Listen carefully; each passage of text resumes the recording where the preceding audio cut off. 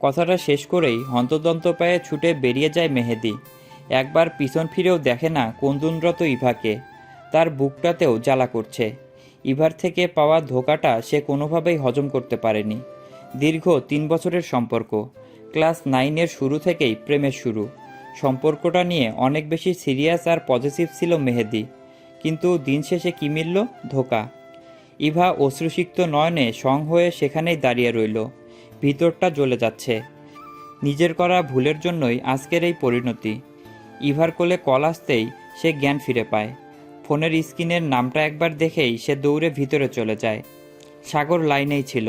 নাফিজ এবার কিছুটা মিইয়ে গলায় বলল, ভাই, যেটা ভাবছি ব্যাপারটা তো তেমন নাও হতে পারে। মেহেদি তো এখানে তার এক্সের সাথে দেখা করতে এসেছে। মেয়েটা কেঁদে কেটে অবস্থা খারাপ, বারবার অনুরোধ করছে সম্পর্ক ঠিক করার জন্য। সাগর মনোযোগ দিয়ে শুনল নাফিজের কথা। এমনিতেও টুকটাক কথা লাইনে থেকেও ওরাও শুনতে পেয়েছে, যেহেতু অনেক কাছেই ছিল মেহেদি। গালিব হতাশ্বরে বলল, তুইও না সাগর, শুধু শুধু ছেলেটাকে সন্দেহ করছিস। ওদের কথা কম বেশি আমরাও শুনেছি। কেন ছেলেটার পেছনে পড়েছিস?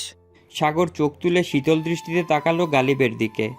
গালিব সেই দৃষ্টি উপেক্ষা করে নাফিজের উদ্দেশ্যে বলল, তুই চলে আয় তো নাফিস। ও খামোখা মানুষকে সন্দেহ করছে। তুই একটু অন্যরকম কথা বলে দেখ, ও তোকেও সন্দেহ করবে দেখিস। কথাটা শেষ করে নাফিজকে আর কিছু বলতে দিল না। সাগর ফোনটা হাতে নিয়ে কেটে দিল কল। সাগরের চোয়াল শক্ত, থমথমে মুখশ্রীতে বলল, এক্সের সাথে দেখা করতে কেউ কখনো হসপিটালে যায় শুনেছিস? এত এত জায়গা থাকতে এই হসপিটালেই কেন? গালিব এবার থতমত খেয়ে গেল। আসলেই তো, এটা তো সে ভেবে দেখেনি।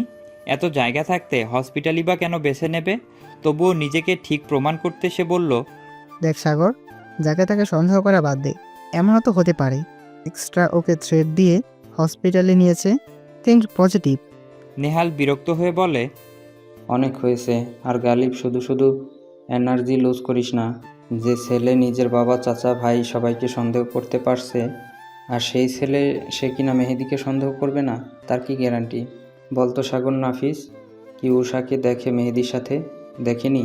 তাহলে শুধু কেন হসপিটালে যাওয়া নিয়ে ইস্যু ক্রিয়েট করেছে? এই অবস্থায় আমাদের মাথা ঠান্ডা রেখে কাজ করতে হবে। এভাবে হুটহাট রেগে গেলে তো চলবে না। তবুও সাগরের মনের সন্দেহ দূর হলো না। ছেলেটার চালচলন ভালো ঠেকছে না। মেহেদি বের হয়েছিল উষার জন্য স্লিপার কিনতে। হঠাৎ করেই পায়ের জুতো জোড়া ছিঁড়ে যায় ওর। তাই মেহেদি কেবিন ছেড়ে বের হয়ে এসেছে। আবার এদিকের কোনো কিছুই উষার চেনা নেই। রিসিপশনের কাছে আসতেই হঠাৎই দেখা হয়ে যায় ইভার সাথে। ইভা একটু কথা বলার জন্য সময় চায় এবং পাশের রেস্টুরেন্টে গিয়ে বসতে চায়, কিন্তু মেহেদি রাজি হয়নি। ইভা তার মায়ের সাথে হসপিটালে এসেছিল, আর হঠাৎ মেহেদির সাথে এতদিন পর দেখা হয়ে যাওয়ায় নিজেকে আর কন্ট্রোলে রাখতে পারেনি সে। ফলাফল অপমান। সময়টা দুপুর। চারিদিকে উত্তপ্ত রোদ। ফেব্রুয়ারির শেষের দিকে প্রায়, গরম তো পড়বেই। সাদাব কোনো মতে 2টা ক্লাস করে বের হয়ে এসেছে। একে তো আরিশার অমন উদাস তাকানো, তার উপর উষার শূন্যতা, অসুস্থ চাচার চিন্তা। সাদাব পাগল প্রায়। ভার্সিটি থেকে বের হওয়ার সময় আরিশা বারবার ডেকেছে, পিছু পিছু এসেছেও, আবদারের স্বরে বলেছেও কিছু বাক্য। একা যাস না সাদাফ, আমিও মামার বাসায় যাব, নিয়ে যাস বরং আমাকে। কিন্তু সাদাব শুনল না। বহুদিন হয়ে গেছে আরিশাকে সে ইগনোর করছে। এই বোকা মেয়েটা কি এখনও বুঝতে পারছে না ওই শাওনের সাথে তার এত খেজুরে আলাপ ওর পছন্দ হচ্ছে না? ভিতরটা আগুনের ন্যায় জ্বলছে, পুড়ছে। সাদাব তো জানে, মেয়েরা ছেলেদের তাকানো দেখে এবং কথা বলার ধরন দেখেই বোঝা যায় ছেলেটা মেয়েটাকে পছন্দ করে কিনা, ভালোবাসে কিনা। এই বোকা মেয়েটা বুঝতেই পারছে না।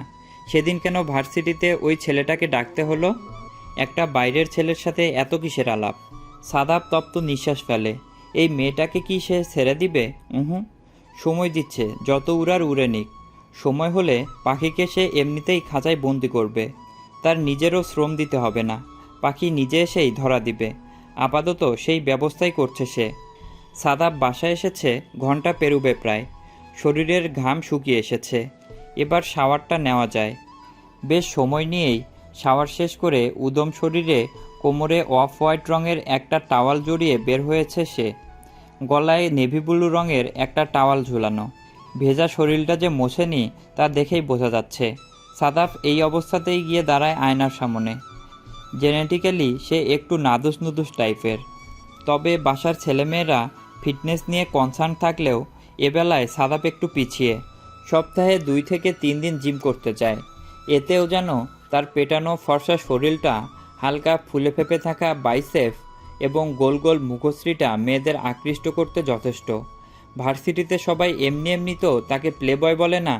দেখা গেছে এমন চকলেট বয় টাইপ হয়, একটু ফ্লার্ট করলেই মেয়েরা গলে পড়ে যায়। সাদাফের সিগারেট খাওয়া হয় না, তাই ঠোঁটজোড়া হালকা কালচে গোলাপি রঙের। তবুও ওই ঠোঁট দেখলেই মানুষ বুঝে যাবে এই স্নিগ্ধ ঠোঁটজোড়া আজ অবধি সিগারেটের সংস্পর্শে যেতে পারেনি। সাদাপ চুলের পানিটা মুছে নেয়। আপাতত সে এভাবেই ফ্যানের নিচে বসে থাকবে কতক্ষণ। ফ্যানের বাতাসেই শরীরটা শুকিয়ে যাবে। তাই গলায় ঝুলিয়ে রাখা টাওয়ালটা ছুঁড়ে মারে বিছানায়। বার কয়েক চুলে হাত নাড়ায় সে। বেলকুনিতে দাঁড়িয়ে এসবই পর্যবেক্ষণ করছিল আরিশা। পর্দা না থাকায় বাইর থেকে দেখা যাচ্ছে সবটা। যেহেতু ব্যালকনির দরজাটা পুরোটাই সাদা কাচের, সাদাবকে এই রূপে দেখা হয়েছে খুব কমই। খালি গায়ে দেখেছে, তবে এভাবে হাফ নেকেড অবস্থায় দেখা হয়নি। সাদাফের এই অদ্ভুত আদরের সৌন্দর্য যেন ঝলসে দিচ্ছিল আরিশার ভিতরটা। সে একটা শুষ্ক ঢোক গিলে আস্তে করে রুমে ঢুকে। ঠিক সাদাফের পেছনে এসে দাঁড়াতেই আরশিতে আরিশার প্রতিবিম্ব দেখা যায়। সাদাফ সে প্রতিবিম্বের দিকে তাকিয়ে কিঞ্চিত হাসল। একপাশে ঠোঁট কামড়ে ধরল লাজুক ভঙ্গিতে। কারণ বাস্তবে কখনোই আরিশা এমন মোহনীয় দৃষ্টি নিয়ে তাকায় না সাদাফের দিকে। সাদাফ ভাবছে এটা তার কল্পনা। আরিশা সাদাফের এমন লাজুক ভঙ্গিতে ঠোঁট কামড়ে ধরা দেখে চিন্তায় পড়ে গেল। মুহূর্তেই দৃষ্টি পরিবর্তন হলো। মন মস্তিষ্ক জুড়ে হানা দিল একরাশ চিন্তা। এমনিতেই সাদাবকে এই অবস্থায় দেখে লজ্জায় গুটিয়ে যাচ্ছে সে। এভাবে আরিশার মুড চেঞ্জ হওয়া সাদাবের ঠিক পছন্দ হলো না। কিছুটা বিরক্ত নিয়ে পেছনে ফিরল সে। উদ্দেশ্য ইচ্ছামতো ওকে বকে দেওয়া। ওর দিকে এমন মোহনীয় দৃষ্টিতে আরিশা তাকাবে না তো কি পাশের বাড়ির বেটিরা তাকাবে? ওদিকে সাদাবকে বিরক্ত হতে দেখে আরিশা অবাক। বুঝলো ওকে দেখেই বিরক্তিভাবটা বেড়ে গেছে। আরিশা নিজের লাজ লজ্জা সাইডে রেখে কিছুটা ইতস্ত করেই বলল, তোর কি হয়েছে বল তো? সবসময় আমাকে ইগনোর করিস, বিরক্তিতে কপাল কুঁচকে রাখিস। আমার এসব একদম সহ্য হচ্ছে না, বলে দিলাম। সাদাব মুচকি হাসল। এক দৃষ্টিতে তাকিয়ে রইল আরিশার মুখ পানে। আরিশা জড়সড় হয়ে যাচ্ছে। সাদাবকে কখনো এমন দৃষ্টিতে তাকাতে দেখেনি সে। লজ্জাভাবটা যেন বেড়েই যাচ্ছে। আরিশা এলোমেলো দৃষ্টি ফেলল। সাদাফের উদম শরীর। আরিশা ঢোক গিলে হাত বাড়ায়। সাদাফের বাহুতে হাত রেখে মিইয়ে যাওয়া স্বরে বলল, কি রে, কি হয়েছে? এভাবে তাকিয়ে আছিস কেন? অস্বস্তি লাগছে আমার। আর প্লিজ জামা কাপড় পরে নে। এই জীবনে সাদাফকে কখনো ভয় পায়নি আরিশা। হ্যাঁ, ও একটু রেগে গেলে ভয় পায়, তবে এত না। আজকের অনুভূতি, পরিস্থিতি, অবস্থান সবই ভিন্ন। এই বদ্ধঘরে সাদাফের অমন দৃষ্টি আরিশার মনে অজানা ভয় তৈরি করলো। সাদাফের উত্তরের আশায় চুপ রইল সে। সাদাফ প্রথমে ভেবেছিল এটা বুঝি তার ভ্রম, কিন্তু ওর ঠান্ডা শরীরে আরিশার হাতের উষ্ণ স্পর্শ জানান দিল আরিশা ভ্রম নয়, সে রক্তে মাংসে তৈরি মানুষ। সাদাফ চোখ মুখ গম্ভীর করার চেষ্টা করলো। এমনিতেই এমন মেয়ে সিস্টেম নড়বড়ে করে দিয়েছে। সাদাফ গম্ভীর স্বরে বলল, হাফ নেগেড সুদর্শন এক যুবকের ঘরে এক এক যুবতী মেয়ে দাঁড়িয়ে থাকতে তোর বুক কাঁপছে না? আর আমার রুমে এসে আমাকেই বলেছিস টেস্ট করে নিতে। আরিশা নিজের ভীতভাবটা লুকালো। সাদাফের চোখে চোখ রেখে বলল, বেশ করেছি, 100 বার করব। তোর কোনো সমস্যা? তুই আমার সাথে কথা বলিস না কেন? এত কিসের ভাব তোর? আমার যে কষ্ট হয় সেটা বুঝিস না? সাদাফ সূক্ষ্ম নেত্রে দেখল আরিশাকে। পরপর নিজেও গমগমে গলায় বলল, কষ্ট তো আমার হয়, পাত্তা দিয়েছিস তুই, তাহলে আমি কেন তোর কষ্টকে পাত্তা দিব? আরিশা আবারও 2 কদম এগিয়ে গেল, দাঁড়ালো একদম সাদাফের মুখোমুখি। দুজন দুজনের খুব কাছে। এই 1 ইঞ্চি ফাঁকা আছে হয়তো, কিন্তু দুজনের শরীর এখনও একে অপরকে স্পর্শ করেনি। শাওন তোর কাজিন, ওর সাথে জাস্ট একটু কথা বলেছি। ও অনেক ফ্রেন্ডলি টাইপ, তাই আড্ডাটাও জমেছে। আরিশা এত কাছে দাঁড়িয়ে থাকায় তার প্রতিটি গরম নিঃশ্বাস গিয়ে ঠেকছে সাদাফের উন্মুক্ত বুকে। গলা শুকিয়ে আসছে সাদাফের। এই মেয়েটা এত কাছাকাছি কেন এসেছে?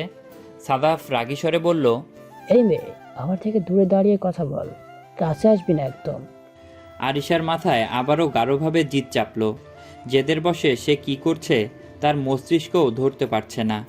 ইচ্ছা করেই আবারও এক কদম এগিয়ে গেল। এবার অনিচ্ছা থাকা সত্ত্বেও দুজনের শরীর একে অপরের শরীর স্পর্শ করলো। কেঁপে উঠল সাদাফ। অনুভূতিরা বেসামাল হতে লাগলো যেন। মনের নিষিদ্ধ অনুভূতিরা মাথায় নেচে উঠল তৎক্ষণাৎ। এসেছি আরো কাছে, কি করবি তুই? ছোট্ট একটা অপরাধের জন্য আমার সাথে এমন করতে পারিস না। তুই তো সারাদিনই মেয়েদের সাথে কথা বলিস, তখন তাহলে আমার বেলায় এত কিসের রাগ জেদ তোর? এমন না তুই আমাকে ভালোবাসিস, তোর সাথে আমার কোনো কমিটমেন্ট নেই, তাহলে এই নর্মাল ব্যাপারে এত বাড়াবাড়ি করছিস কেন? তবুও কেন এত পোড়াচ্ছিস? যেহেতু ড্রেসিং টেবিলটা একেবারে বেলকুনির দরজার পাশেই ছিল, সাদাফ আর নিজেকে ধরে রাখতে পারল না। আরিশার কাঁধে হাত রেখে শক্ত করে ঠেলে নিয়ে গেল পেছনে। এমন কিছু হবে সেটা আরিশা মোটেও চিন্তা করেনি। নিজের অবস্থান নড়বড়ে ছিল বিধায় খুব সহজেই পেছনে চলে গেল। পিঠ গিয়ে ঠেকল স্বচ্ছ কাচের দরজায়। আরিশার রীতিমতো ভয়ে কাঁপাকাঁপি শুরু হয়ে গেছে। সাথে সাদাফের এই দৃষ্টি তাকে ভিতর থেকে দুর্বল করে দিচ্ছে। বিস্ময়ে চোখ দুটি বড় বড় হয়ে গেছে। সাদাফ দুহাত দেয়ালে রেখে পালাবার রাস্তা বন্ধ করে নিল। দুজনের মুখ কাছাকাছি, ঠোঁট প্রায় ছুঁই ছুঁই। এমন অবস্থাতেই সাদাফ দৃঢ় কণ্ঠে বলল, কি যেন বলছিলি? দূর থেকে শুনতে পাইনি, এবার বল। আরিশার হৃদয়স্পন্দন গাঢ়। সাদাফের অমন নেশাক্ত স্বর আরিশার ভেতরটা কেমন নড়বড়ে করে দিচ্ছে। আরিশা একের পর এক নিঃশ্বাস নিজের ভেতরে টেনে নিচ্ছে অস্থিরভাবে। বুকের ওঠানামা বেড়েছে যেন। ফ্যান আর এসি অন করা রুমে থেকেও কপাল বেয়ে ঘাম পড়ছে আরিশার। একে তো এত কাছে সাদাফ, দুজনের শরীর একে অপরের সাথে লেপ্টে আছে। সাদাফের শরীরে বিন্দু বিন্দু পানিকণা ভিজিয়ে দিচ্ছে আরিশার জামা। আরিশার দ্রুত গতিতে চলতে থাকা হৃৎপিণ্ডটাও সাদাফকে বেসামাল করে তুলছে। সাদাফ দেখল আরিশার অস্থিরতা। এটাই তো সে দেখতে চেয়েছিল আরিশার চোখে। আরিশা কোনো মতে কাঁপা কাঁপা গলায় বলল, সাদাফ, কি করছিস? দূরে যা, ছাড় আমাকে। সাদাফ ঠোঁটের কোণে বাঁকা হাসল। রসিকতা করে বলল, তুই নিজেই তো এলি আমার কাছে, আবার বলেছিস ও কাছে আসলে আমি কি করব? আরিশা ঢোক গিলে এলোমেলো দৃষ্টি ফেলল। ভয় আর একরাশ লজ্জা নিয়ে বলল, ও ও ওটা তো এমনিই বলেছি, রাগে মাথা ঠিক ছিল না, তাই অমন বলে ফেলেছি। আমিও এখন ব্যাপক মোড়ে আছি, আমারও এখন মাথায় কাজ করছে না। তুই তো দেখতেই চাইলি, আমি কি করি? বলেই নিজের ভ্রুজোড়া উপর নিচ করে নাচালো। আরিশা আরও গুটিয়ে যায়। নিজের দুই হাত সাদাফের উন্মুক্ত বুকের দুই সাইডে রেখে ক্রমাগত ধাক্কা দিতে থাকে। উদ্দেশ্য সাদাফকে নিজের থেকে দূরে সরানো। একে তো সাদাফের উদম শরীর, তার উপর হাত দুটো নিষিদ্ধ জায়গায় রাখা। সাদাফ নিজেকে আর কোনোভাবেই দমিয়ে রাখতে পারল না। সে চায়নি এভাবে আরিশার কাছে আসতে, কিন্তু এই মেয়েটাই নিজে থেকে স্টেপ নিয়ে ফেসে গেছে। আরিশা সাদাফের নেশাক্ত চোখের দিকে তাকিয়ে অসহায় মুখ করে বলল, প্লিজ সাদাফ, দূরে যা, ভয় লাগছে তোকে আমার।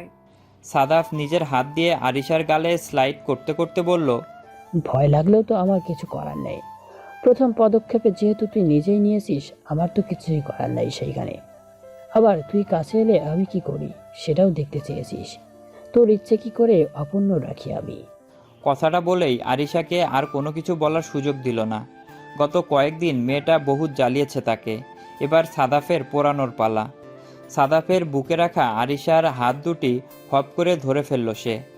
আরিশার মাথার উপরে হাত দুটি নিয়ে নিজের এক হাতে আটকে ধরল সে। আরিশা ছটফট করে ওঠে ছাড়া পেতে। বুঝতে পারছে আরিশা এখন নিশ্চয়ই ভালো কিছু হবে না। সাদাফ আর এক মুহূর্তও দেরি করল না।